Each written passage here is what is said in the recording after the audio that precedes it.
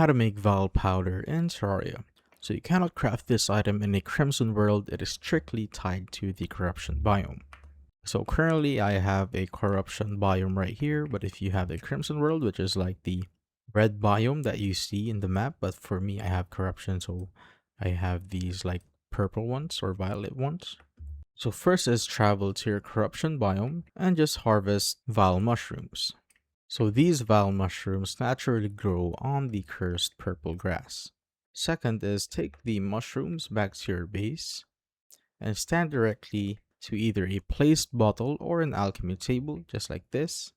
So a single Val mushroom will instantly yield exactly 5 pouches of Val powder. So let's try to craft some right here. So as you can see, I now have 50 Val powder right there. So you strictly need this powder to cleanse hollowed blocks or to combine it with rotten chunks at a demon altar to craft worm food, which is absolutely mandatory to summon the Eater of Worlds. And that is how you basically make Val powder in Terraria.